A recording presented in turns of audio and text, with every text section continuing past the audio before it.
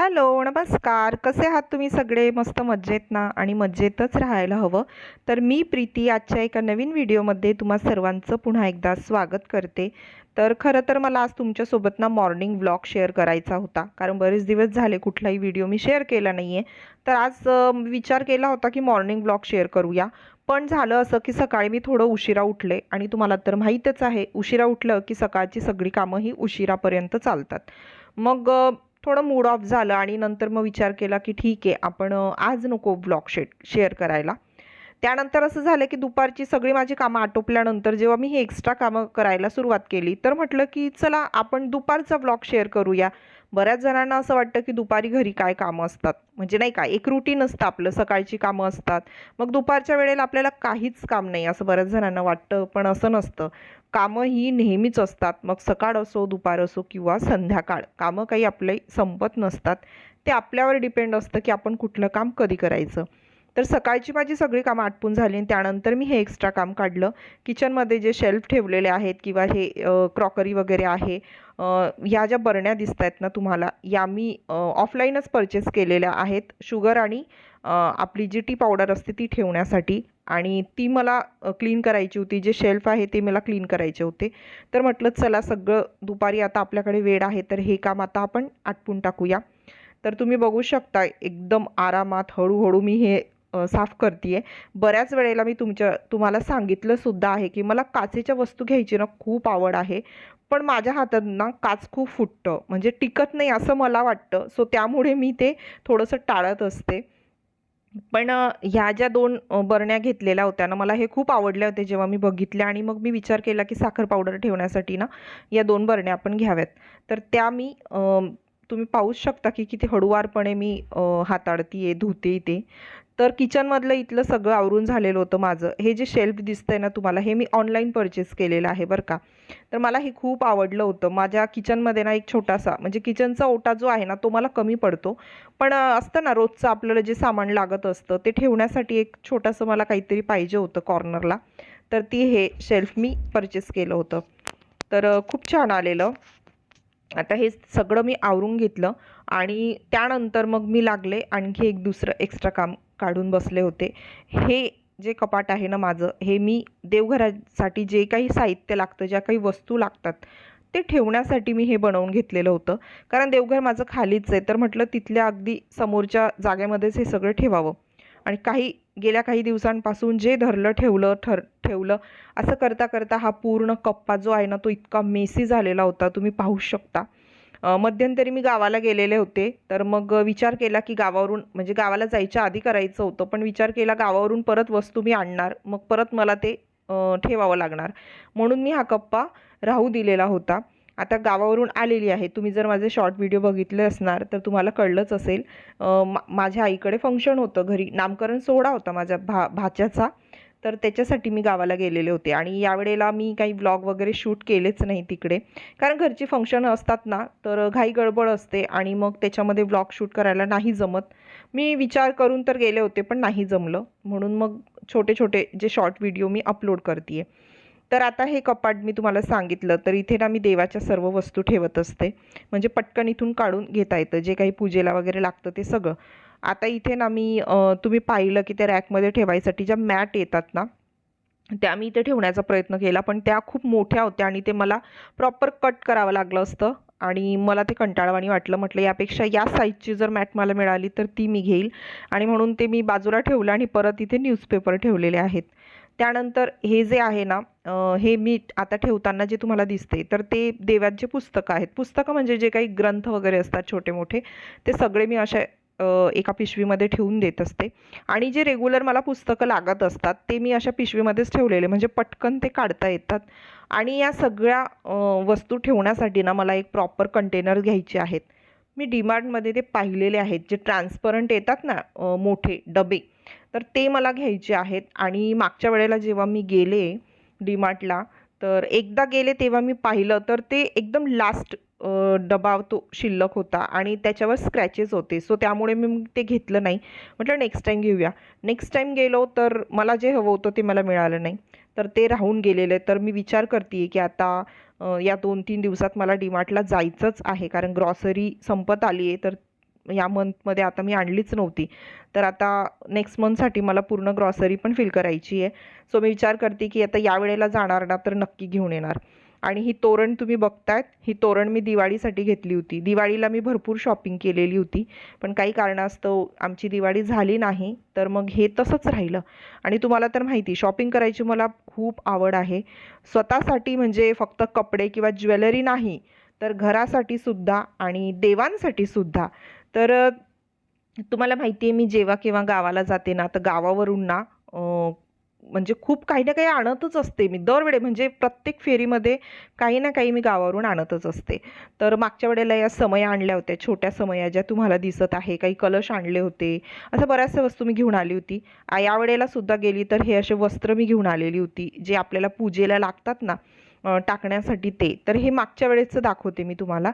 यावेळेला हे पिंक कलरचं वस्त्र मी घेऊन आलेली होती. मला खूप आवडतात अशा वेगवेगळ्या वस्तू. बघा, जेव्हा आपण सजतो नटतो तेव्हा आपल्याला कशी आवड असते ना वेगवेगळे कपडे ज्वेलरी घालायची, तसं देवांचं सुद्धा असतं. देवांनाही आपण वेगवेगळे असे त्यांचे वस्त्र चेंज करत राहिलं, मुकुट आहे, ज्वेलरी आहे, तर ते पाहताना आपल्याला सुद्धा छान वाटतं आणि देवसुद्धा छान खुश होतील असं मला वाटतं.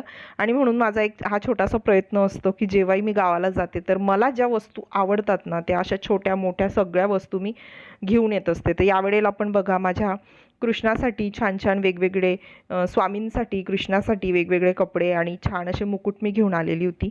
ते सगळं आता हा कप्पा माझा छान प्रॉपर ठेवून झालेला आहे. आणि हा परत एकदा निघणारच, जसं मी सांगितलं की कंटेनर आणल्यानंतर परत मी काढणार. आता बाहेरून याला पूर्ण प्रॉपर मी क्लीन करून घेत आहे आणि काही नाही, सॉफ्ट जे स्क्रबर असतं ना त्याच्याने मी हे पुसून म्हणजे थोडंसं हे करून घेते आणि मग कापडाने पुसून घेते. तर हा माझा कप्पा जो आहे तो पूर्णपणे आता क्लीन झालेला आहे.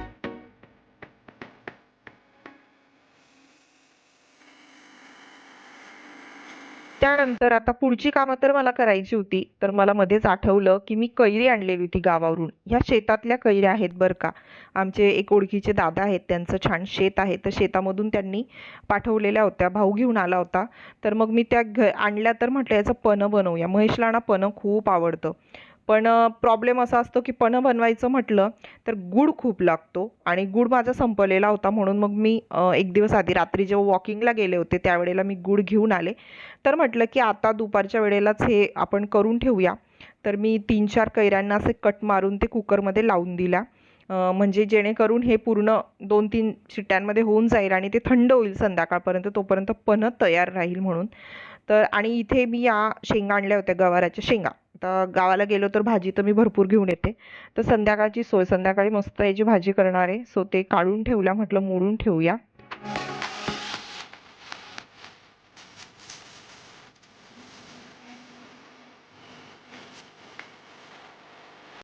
मग मी आले सोहमच्या बेडरूममध्ये. सोहम क्लासला गेलेला आहे आणि ही जी कपडे तुम्ही बघत आहात चेअरवरती, पूर्ण चेअर भरून कपडे आहेत. तर हे 2 ते 3 दिवसांचे कपडे आहेत. आता तुम्ही म्हणणार एवढे दिवसांचे कपडे एकत्र जमा करून ठेवले? तर झालं असं की एक दिवस मी मशीनमध्ये कपडे टाकले आणि लाईट गेली. त्यामुळे ते आणि नंतर मला मशीन लावायची आठवण राहिली नाही. त्यामुळे त्या दिवशीचे कपडे राहिले. नेक्स्ट डेला म्हटलं लावते, तर त्या दिवशीचे आणि आजचे असे 3 दिवसांचे मिळून हे कपडे आहेत, जे की मी काढून चेअरवर जमा करून करून ठेवले होते की एकचदा मी ते फोल्ड करून ठेवेल, कारण इतर कामांमध्ये बिझी होती त्यामुळे ते जमलंच नाही मला. आणि सध्या गरमीमुळे ना कपडेसुद्धा खूप निघतात. सकाळी महेश मॉर्निंग वॉकला जातात तर तेव्हाचे कपडे असतात, मग आपले रेग्युलर रोजचे असतात. मी जिमला जाते, माझे कपडे असतात. सोहम क्लासला जातो, आल्यावर तो चेंज करतो, त्याचे कपडे. असे भरपूर कपडे निघतात. म्हणजे रोज जरी मशीन लावली ना तरी भरपूर कपडे निघतात. पण मग मी काय करते, रोजचे माझे कपडे असतात ना, कमी असले ना तर मग मी रोज मशीन लावत नाही. हो, एवढ्या थोड्या कपड्यांसाठी मी मशीन नाही लावत. मग 2 दिवसांचे एकसाथ कपडे लावते. फक्त जी इनर वगैरे असतात ना ते मी वॉश करून घेते. बाकी कपडे मी तसेच राहू देते. मशीनमध्ये म्हणजे लॉन्ड्री बॅगमध्ये टाकून ठेवते. तर हे कपडे आता निवांतपणे सगळे कपडे फोल्ड करून ज्या त्या जागेवर मी ठेवणार आहे.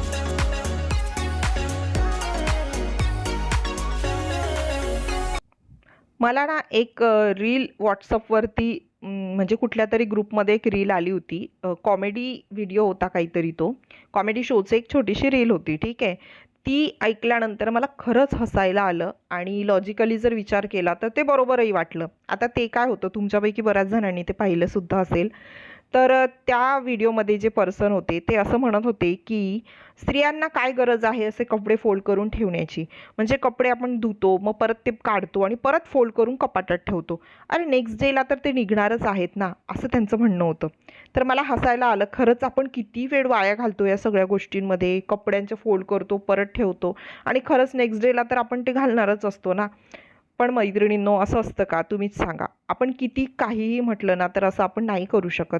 आपलं प्रत्येक स्त्रीचं ना एक असतं की प्रत्येक घरातली जी वस्तू आहे ना ती जागच्या जागी गेली पाहिजे. तसंच कपड्यांचं आहे. आता तुम्हीच बघा, थोड्या वेळापूर्वी मी तुम्हाला जे दाखवलं, चेअरवर किती सारे कपडे पडलेले होते. कसं दिसत होतं ते? तर तसंच असतं. घरामध्ये पसारा असला ना तर ते घरामध्ये चांगलं नाही दिसत.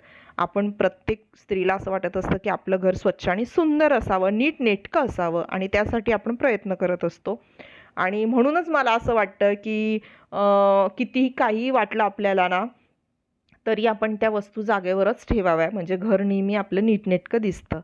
तर असो, आता प्रत्येकीचे विचार वेगवेगळे असतात. काही मैत्रिणींना ते पटतसुद्धा असेल. पण एखाद्या वेळेस ठीक आहे हो, म्हणजे कधीतरी कंटाळा येतो ना नेहमी-नेहमी करायचा किंवा वेळ नसतो आपल्याकडे, घाई-गडबड असते. त्यावेळेला असलं तर ठीक आहे, इट्स ओके. ते सर्वांच्याच घरात असतं. पण ते फोल्ड करून ठेवायचेच नाही, हे मला काही पटत नाही. तर आता सगळे कपडे मी ठेवून दिलेले आहेत आणि आता हे दुपारचं काम, शेवटचं काम असं मी नाही म्हणणार. यानंतर आणखी एक काम माझं पेंडिंग आहे. तर इथे मी मस्त शेंगा आता मोडून घेत आहे. तर इथे तुम्ही बघू शकता मी मोबाईलमध्ये काहीतरी लावलेलं आहे. कारण ना भाजी मोडण्याचं, भाजी निवडण्याचं काम इतकं बोरिंग वाटतं आणि जेव्हा आपण एकटे असतो ना तेव्हा ते खूप बोरिंग वाटतं. सोबत कोणी असेल ना तर बोलता बोलता ते काम होऊन जातं. आता मी एकटी आहे म्हणून मग मी मोबाईलमध्ये काय करते, गाणे किंवा मग यूट्यूबवर काहीतरी व्हिडिओ किंवा वेब सिरीज असं काहीतरी मोबाईलवर लावून देते आणि प्रत्येक वेळेला भाजी निवडण्याचं काम हे करून घेते. तर इथे बघता बघता माझं भाजीसुद्धा निवडून झालेली, म्हणजे शेंगा ज्या होत्या गवाराच्या शेंगा त्या मोडून झालेल्या आहेत. तर इथे आता माझं दुसरं काम सुरू झालेलं आहे. ते म्हणजे की मी जे पन्ह बनवणार होती ना, तर ते आता झालेलं आहे. कैरी छान अशी मस्त झालेली आहे, शिजलेली आहे. आता त्याचा पूर्ण गर मी काढून घेतलेला आणि त्यामध्ये गूळ आणि काळं मीठ आणि जिरं पावडर ॲड केलेलं आहे. जिरं पावडरमुळे ना खूप छान टेस्ट येते. सो मस्त. आणि याला थोडंसं ब्लेंड करून घेणार आहे. मध्येच मी थोडंसं टेस्ट करून बघितलं, थोडं आंबट वाटलं मला. सो परत मी त्यामध्ये गूळ ॲड केला आणि भरपूर थंड पाणी टाकलं आणि छान मस्त पन्ह तयार झालेलं. आणि म्हैसला ना पन्ह खूप आवडतं. गरमीच्या दिवसांमध्ये असं मस्त भरून म्हणजे पन्ह तयार करून फ्रीजमध्ये ठेवलं ना की मग ते घरी आल्यानंतर पन्ह वगैरे घेतात, कधी जेवणासोबत किंवा कधी असं. सो इथे झालेलं आहे माझं रेडी आणि त्यानंतर मग मी फ्रीजमध्ये ठेवून दिलं, म्हणजे ते येतील तोपर्यंत ते छान थंड होईल म्हटलं. तर तुम्हीसुद्धा असं पन्ह बनवता का मला नक्कीच सांगा. अगदी सोपी रेसिपी आहे पन्ह्याची. तर मी काही खूप जास्त तामझाम असं करत नाही.